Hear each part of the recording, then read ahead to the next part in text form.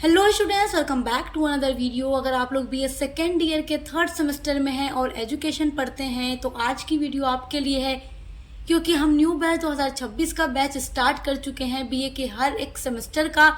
और जो भी हमारे बच्चे बीए थर्ड सेमेस्टर में एजुकेशन पढ़ते हैं मेजर सब्जेक्ट के रूप में या माइनर सब्जेक्ट के रूप में, तो आज से हम इसकी न्यू बैच की क्लासेस स्टार्ट कर रहे हैं और आज हम इसका यूनिट नंबर 1 पढ़ने वाले हैं। एजुकेशन का जो न्यू सिलेबस है ऑल यूनिवर्सिटी के लिए वो हम चैनल पे अपलोड कर चुके हैं। आप सिलेबस को ज़रूर देखिएगा, क्योंकि जब हम सिलेबस को जान लेते हैं तो हमें एक सिस्टमेटिक वे में पढ़ाई करना आसान हो जाता है और एक सीक्वेंस में हम पढ़ाई कर पाते हैं, क्योंकि सिलेबस के अंदर से ही सारे क्वेश्चन एग्जाम में आते हैं। एग्जाम की हम पूरी तैयारी करा रहे हैं, आपको उसके लिए टेंशन नहीं लेना है। आज की जो क्लास है ऑब्जेक्टिव्स एंड सब्जेक्टिव्स दोनों टाइप के बच्चों के लिए बहुत इंपॉर्टेंट है। यूनिट नंबर 1 में आपको पढ़ना है शिक्षा और दर्शन।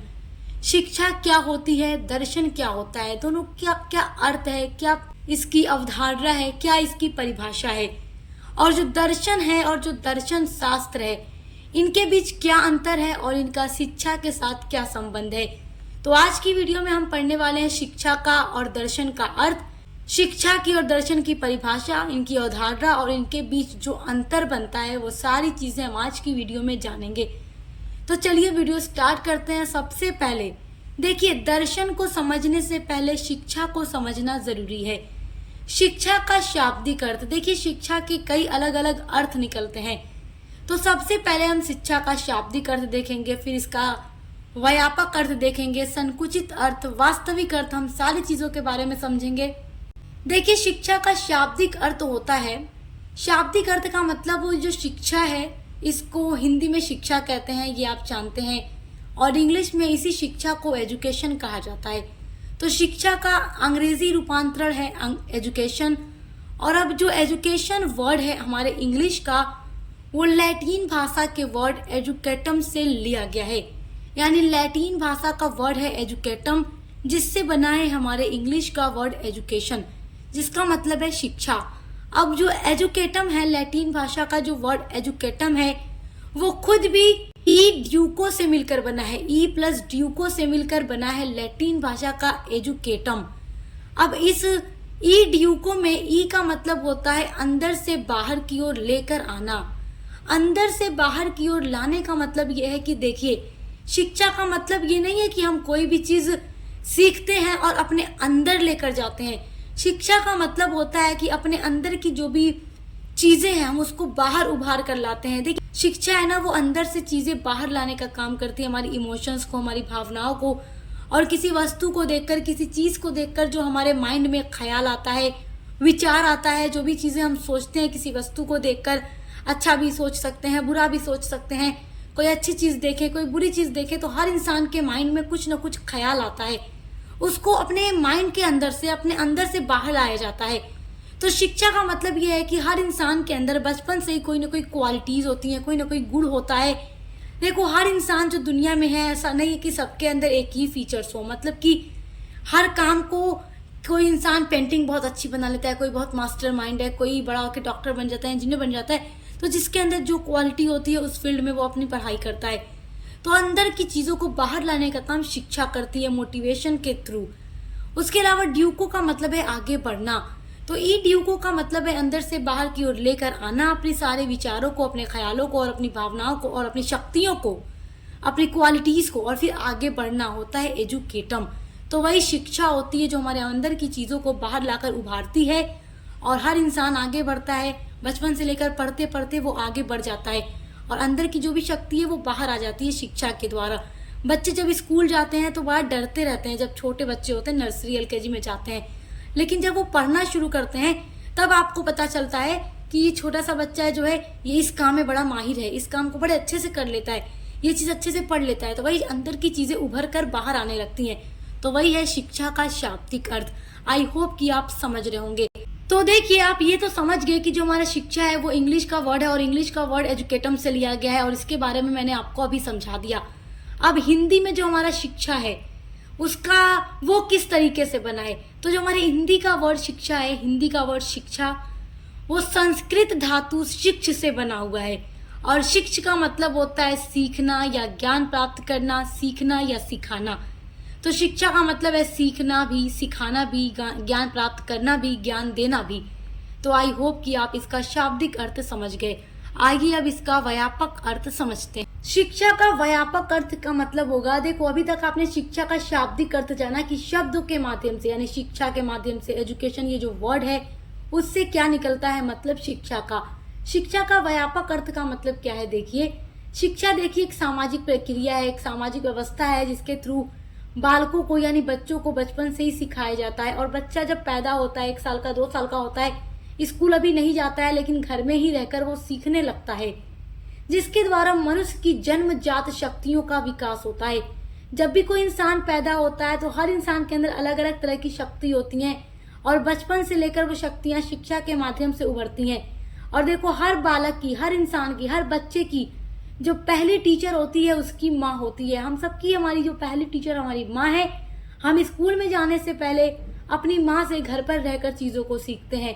तो शिक्षा एक सामाजिक प्रक्रिया होती है जिसके थ्रू क्या है कि बच्चे जब पैदा होते हैं तभी से उनकी शक्तियों का, उनकी क्वालिटीज का विकास होने लगता है, उनका ऑलराउंड डेवलपमेंट होने लगता है, उसके ज्ञान और कौशल में वृद्धि होती है और उसके व्यवहार में भी परिवर्तन आता है। बच्चे जैसे जैसे बड़े होते हैं अपनी फैमिली में रहकर माता पिता से, भाई बहनों से, जिनके बड़े भाई बहन हैं उनसे सीखते हैं, घर में दादी दादा या जो भी फैमिली मेंबर हैं उनसे सीखते हैं, दोस्तों के साथ रहकर सीखते हैं, समाज में रहकर सीखते हैं, हर प्रकार की चीज़ों को देखते हैं कि क्या अच्छा है क्या बुरा है, समाज में किस तरीके से लोगों के साथ व्यवहार करना चाहिए, कैसे लोगों के साथ रिलेशन बनाना चाहिए, किस तरीके से काम अंतःक्रियाएं करना चाहिए।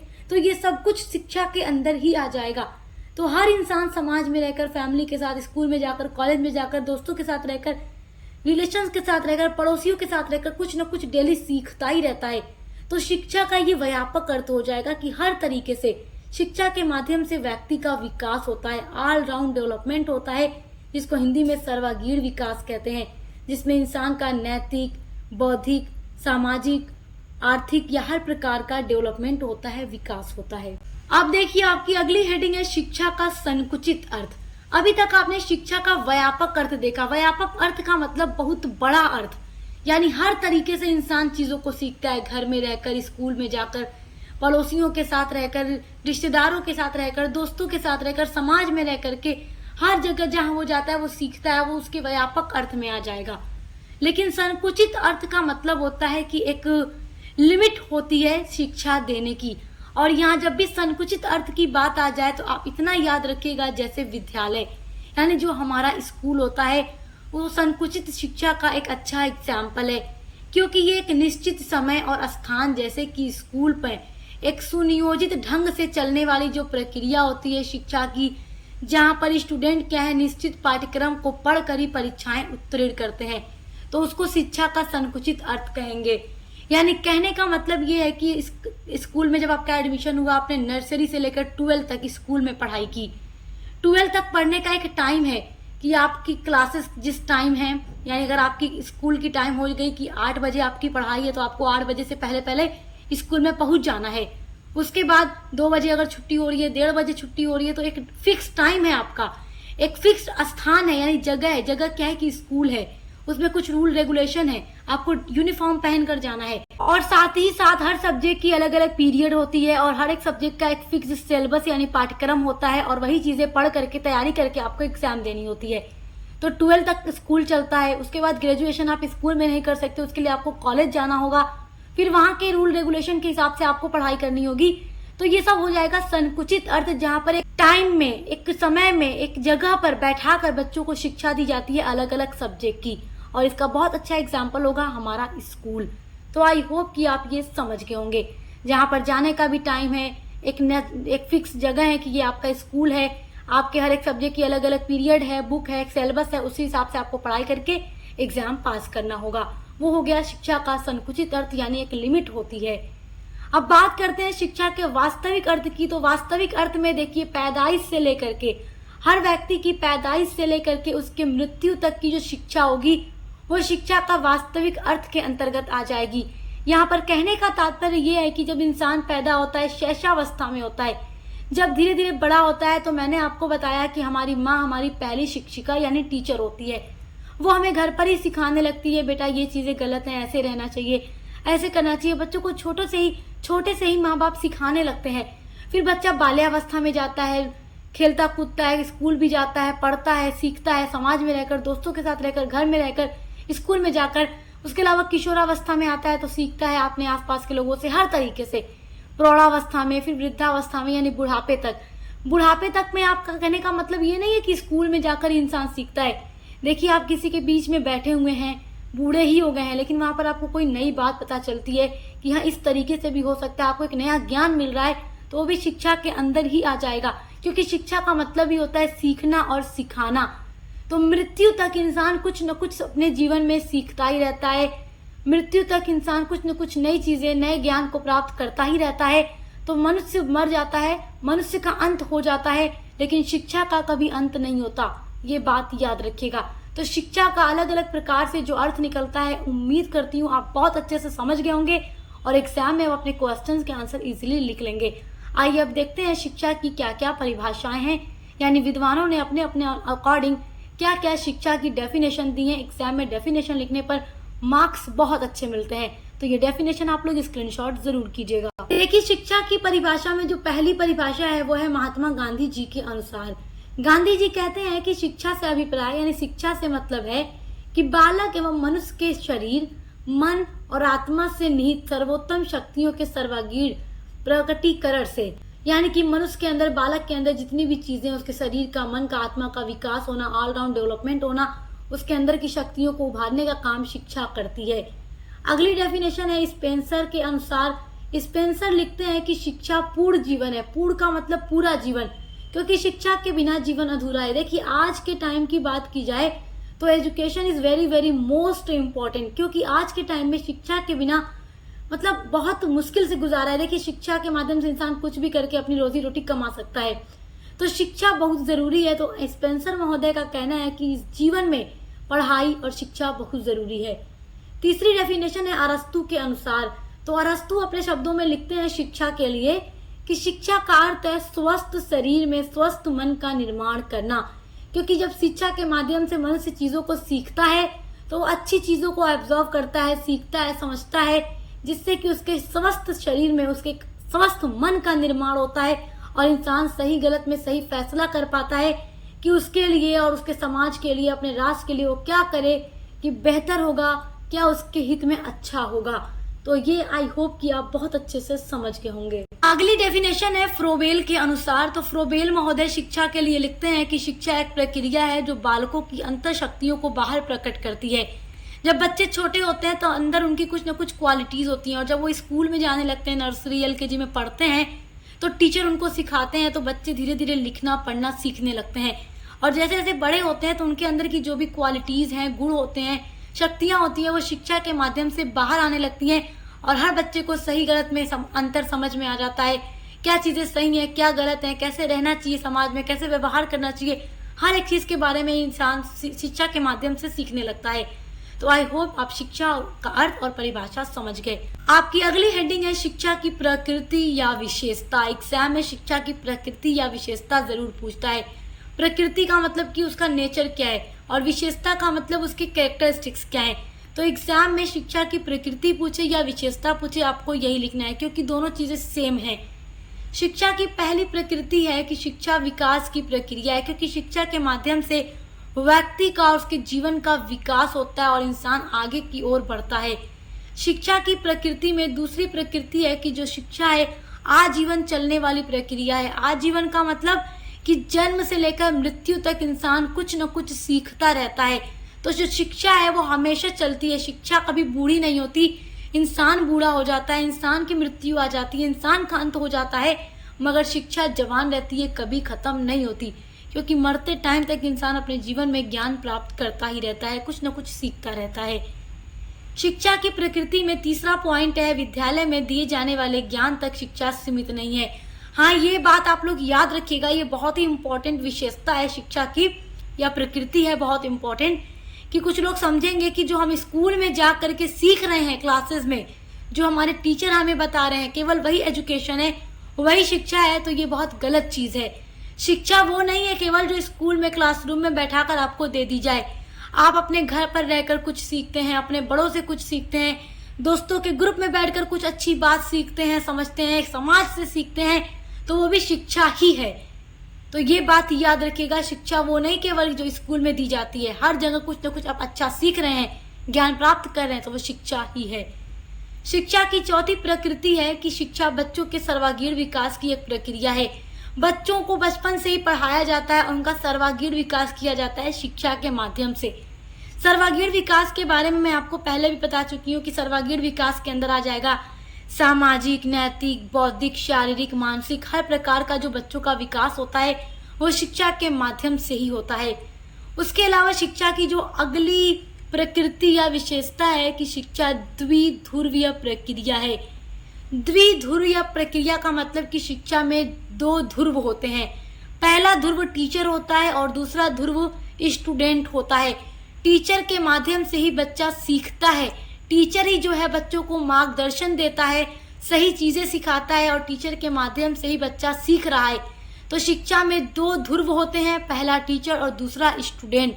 तो आई होप कि आप ये बहुत अच्छे से समझ गए होंगे। आइए अब जानते हैं कि दर्शन का क्या अर्थ और दर्शन की क्या परिभाषा है, और दर्शन को समझने के बाद हम शिक्षा और दर्शन के बीच में क्या रिलेशन, क्या संबंध है उसको समझेंगे।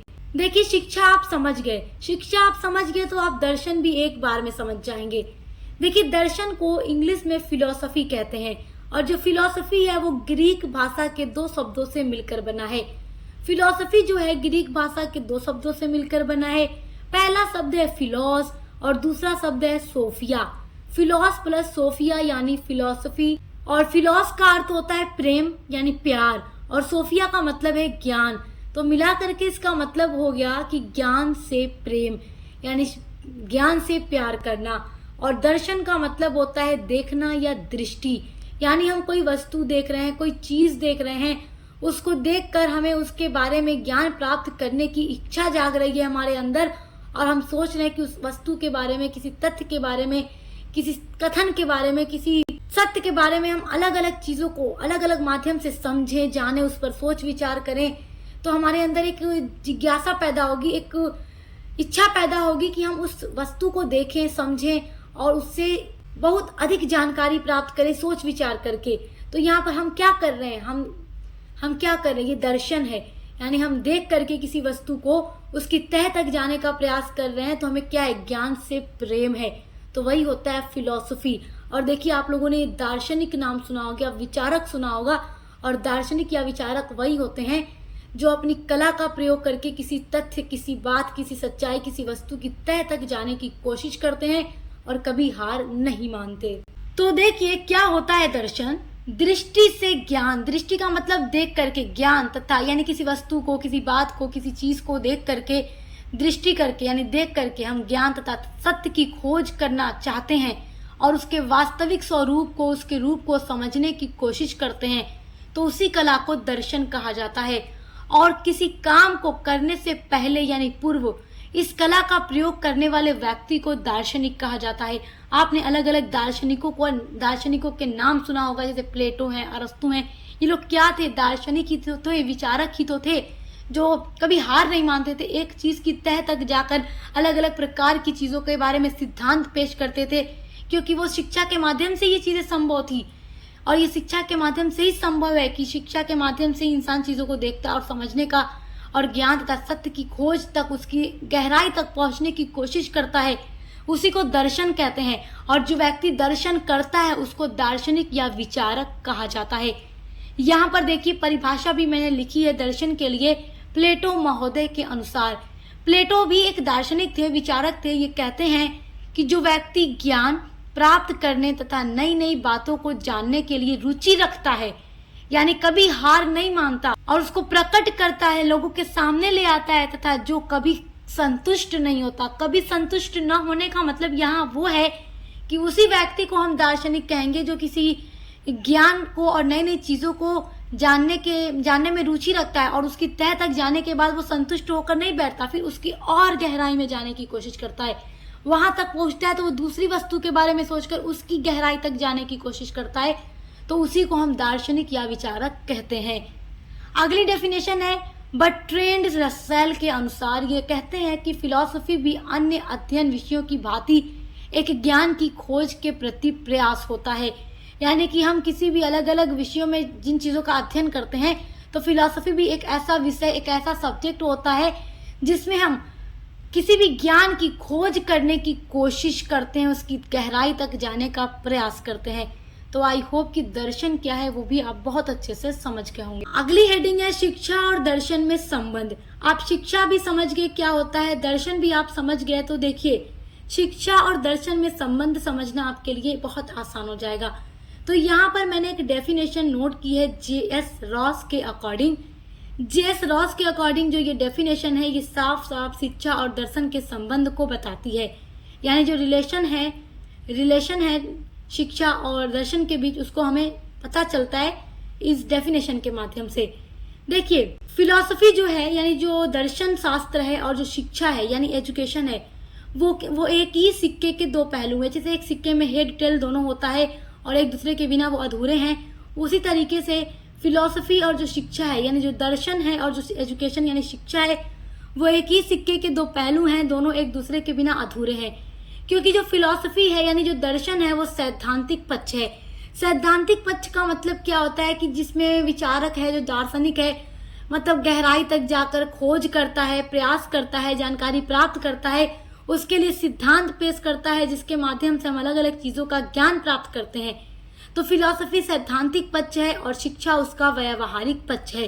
तो जिससे साफ साफ पता चलता है कि फिलॉसफी और शिक्षा जो हैं एक सिक्के के दो पहलू हैं और दोनों एक दूसरे के बिना अधूरे हैं। इन दोनों के बीच में बहुत घनिष्ठ यानी गहरा संबंध है। तो उम्मीद करती हूँ आज के वीडियो में आप आज के टॉपिक को बहुत अच्छे से समझ गए होंगे।